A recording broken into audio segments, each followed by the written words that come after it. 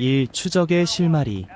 대한민국 경찰청 국제범죄수사관은 지난 3년간 디지털 금융사기 네트워크의 자금 흐름을 추적해왔다. 수백 개의 가상계좌와 암호화폐 지갑이 얽혀있는 복잡한 미로 속에서 한 이름이 반복적으로 등장했다. 첸지. 한때 미국과 영국 정부가 동시에 제재를 가했던 인물. 하지만 그는 단지 명의자에 불과했다. 그 뒤에는 국적이 알려지지 않은 동유럽 출신의 실세, 범죄 제국을 실질적으로 통제하는 그림자 같은 존재가 있었다. 2022년 각국이 사이버 사기 단속을 강화하면서 이 조직은 방향을 바꿨다. 그들은 더 이상 온라인 범죄로만 수익을 올리지 않았다.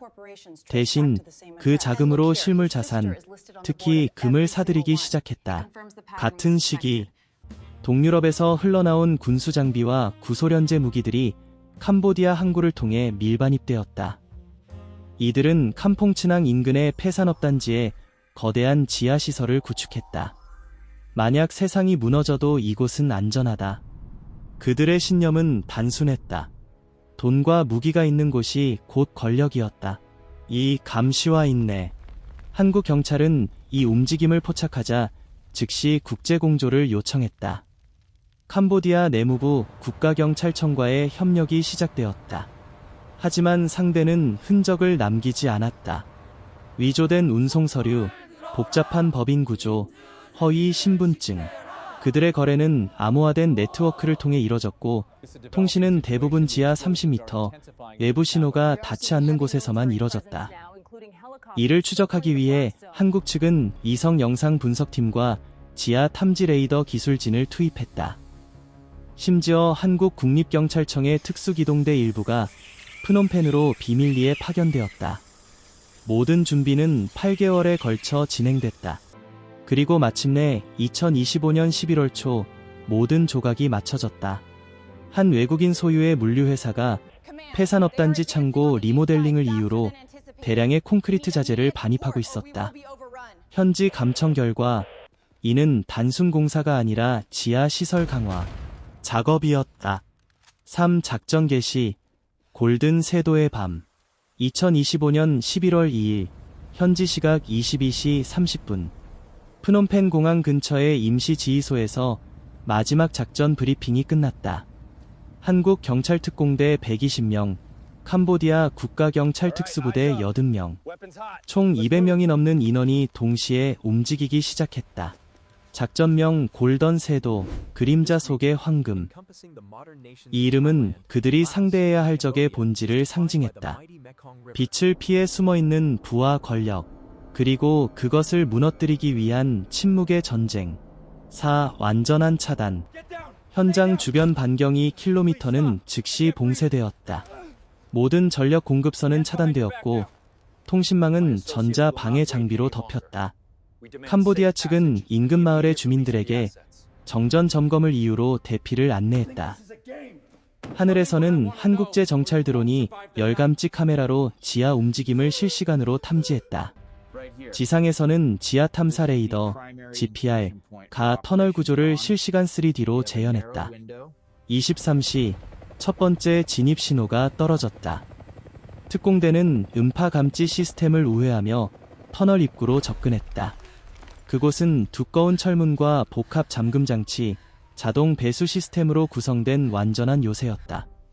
하지만 한국 기술진이 미리 확보한 열화상 도면 덕분에 그들의 진입은 단 20분 만에 성공했다. 1. 추적의 실마리. 대한민국 경찰청 국제범죄수사관은 지난 3년간 디지털 금융사기 네트워크의 자금 흐름을 추적해왔다. 수백 개의 가상계좌와 암호화폐 지갑이 얽혀있는 복잡한 미로 속에서 한 이름이 반복적으로 등장했다. 첸지. 한때 미국과 영국 정부가 동시에 제재를 가했던 인물. 하지만 그는 단지 명의자에 불과했다. 그 뒤에는 국적이 알려지지 않은 동유럽 출신의 실세, 범죄 제국을 실질적으로 통제하는 그림자 같은 존재가 있었다. 2022년 각국이 사이버 사기 단속을 강화하면서 이 조직은 방향을 바꿨다. 그들은 더 이상 온라인 범죄로만 수익을 올리지 않았다. 대신 그 자금으로 실물 자산, 특히 금을 사들이기 시작했다. 같은 시기 동유럽에서 흘러나온 군수 장비와 구소련제 무기들이 캄보디아 항구를 통해 밀반입되었다. 이들은 캄퐁츠낭 인근의 폐산업단지에 거대한 지하시설을 구축했다. 만약 세상이 무너져도 이곳은 안전하다. 그들의 신념은 단순했다. 돈과 무기가 있는 곳이 곧 권력이었다. 2. 감시와 인내. 한국 경찰은 이 움직임을 포착하자 즉시 국제공조를 요청했다. 캄보디아 내무부 국가경찰청과의 협력이 시작되었다. 하지만 상대는 흔적을 남기지 않았다. 위조된 운송서류, 복잡한 법인 구조, 허위 신분증. 그들의 거래는 암호화된 네트워크를 통해 이뤄졌고 통신은 대부분 지하 30m, 외부 신호가 닿지 않는 곳에서만 이뤄졌다. 이를 추적하기 위해 한국 측은 이성 영상 분석팀과 지하 탐지 레이더 기술진을 투입했다. 심지어 한국 국립경찰청의 특수기동대 일부가 프놈펜으로 비밀리에 파견되었다. 모든 준비는 8개월에 걸쳐 진행됐다. 그리고 마침내 2025년 11월 초 모든 조각이 맞춰졌다. 한 외국인 소유의 물류회사가 폐산업단지 창고 리모델링을 이유로 대량의 콘크리트, 자재를 반입하고 있었다. 현지 감청 결과 이는 단순 공사가 아니라 지하 시설 강화 작업이었다. 3. 작전 개시. 골든 세도의 밤.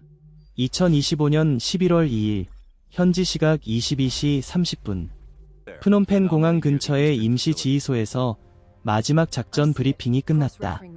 한국 경찰특공대 120명, 캄보디아 국가경찰특수부대 80명, 총 200명이 넘는 인원이 동시에 움직이기 시작했다. 작전명 골던 세도, 그림자 속의 황금. 이 이름은 그들이 상대해야 할 적의 본질을 상징했다. 빛을 피해 숨어있는 부와 권력, 그리고 그것을 무너뜨리기 위한 침묵의 전쟁. 4. 완전한 차단. 현장 주변 반경이 킬로미터는 즉시 봉쇄되었다. 모든 전력 공급선은 차단되었고 통신망은 전자 방해 장비로 덮였다. 캄보디아 측은 인근 마을의 주민들에게 정전 점검을 이유로 대피를 안내했다. 하늘에서는 한국제 정찰 드론이 열감지 카메라로 지하 움직임을 실시간으로 탐지했다. 지상에서는 지하 탐사 레이더, GPR, 가 터널 구조를 실시간 3D로 재현했다. 23시 첫 번째 진입 신호가 떨어졌다. 특공대는 음파 감지 시스템을 우회하며 터널 입구로 접근했다.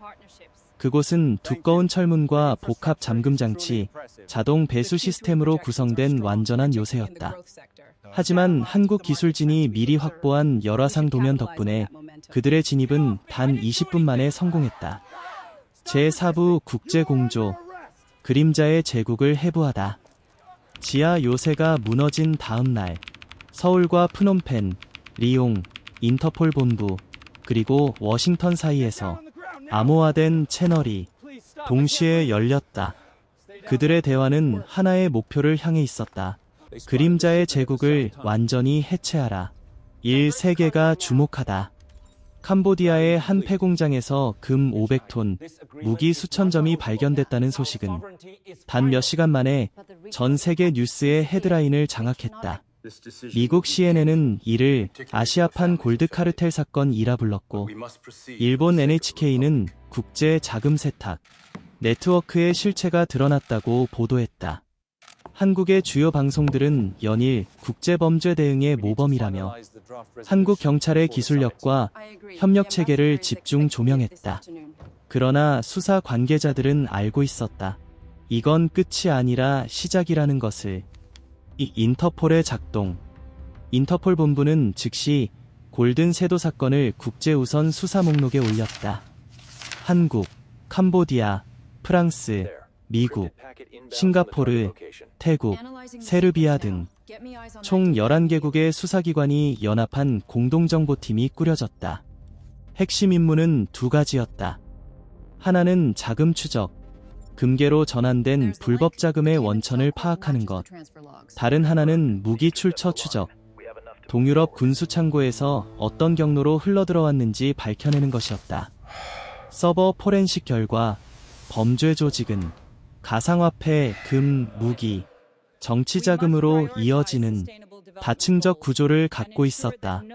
각 단계는 서로 다른 국적의 인물들이 담당했으며 최상단에는 단 한 사람, 별표 그림자의 주인 별표이 존재했다.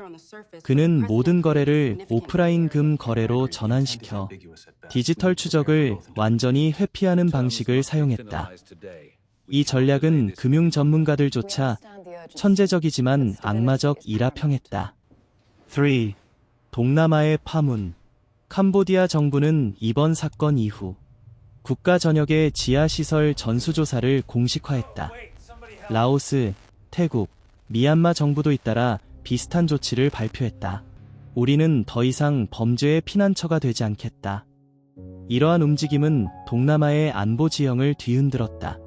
그동안 국경을 따라 은밀히 존재하던 불법금 거래, 무기 밀수 루트가 하나둘 드러나기 시작했다. 각국의 군 정보기관들은 협력을 강화했고 한국의 정보분석팀은 그 중심에서 조용히 데이터를 통합하고 있었다. 4. 숨겨진 진실, 보호막의 존재. 수사가 진행되면서 예상치 못한 의혹이 떠올랐다. 이 거대한 지하 요새가 수년간 완공될 동안 누가 어떻게 그 존재를 몰랐던가?